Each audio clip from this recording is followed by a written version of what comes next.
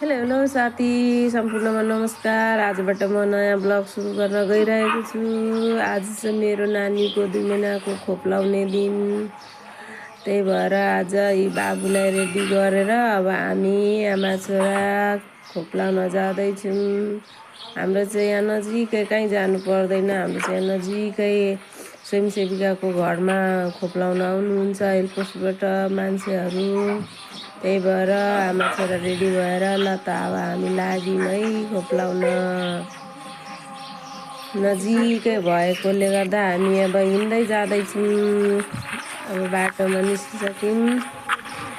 अब आउन आँट्यौँ। अब यहाँ एउटा फुल छ, त्यो फुल पारी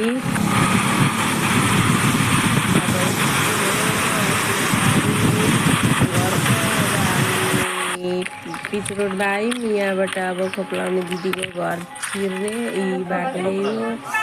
अब नानी भिटामिन खाँदैछ। भिटामिन खाएर अनि सुई लाग्ने। आज त नानीलाई दुईटै खुट्टामा सुई लाग्छ। अब नानीलाई सुई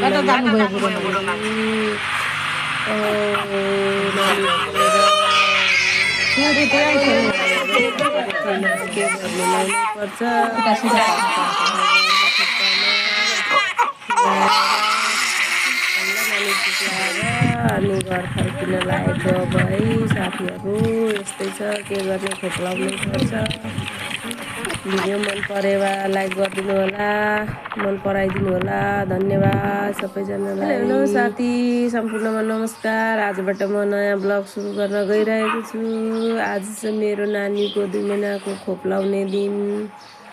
त्यही भएर आज यी बाबुलाई रेडी गरेर अब हामी आमा छोरा खोप लाउन जाँदैछौँ। हाम्रो चाहिँ यहाँ नजिकै कहीँ जानु पर्दैन। हाम्रो चाहिँ यहाँ नजिकै स्वयंसेविकाको घरमा खोप लाउन आउनुहुन्छ हेल्थ पोस्टबाट मान्छेहरू। त्यही भएर आमा छोरा रेडी भएर ल त अब हामी लाग्यौँ है खोप लाउन। नजिकै भएकोले गर्दा हामी अब हिँड्दै जाँदैछौँ। अब बाटोमा निस्किसक्यौँ। अब आउन आँट्यौँ। अब यहाँ एउटा फुल छ, त्यो फुल पारी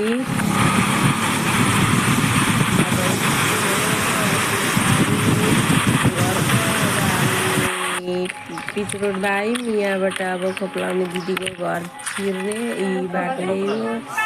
अब नानी भिटामिन खाँदैछ। भिटामिन खाएर अनि सुई लाग्ने। आज त नानीलाई दुईटै खुट्टामा सुई लाग्छ। अब नानीलाई सुई के गर्ने लाउनुपर्छ।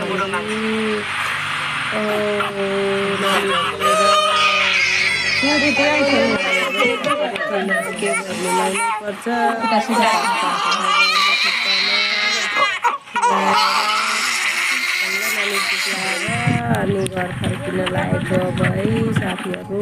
यस्तै छ, के गर्ने, खोप लाउनै पर्छ। भिडियो मन परेमा लाइक गरिदिनु होला, मन पराइदिनु होला। धन्यवाद।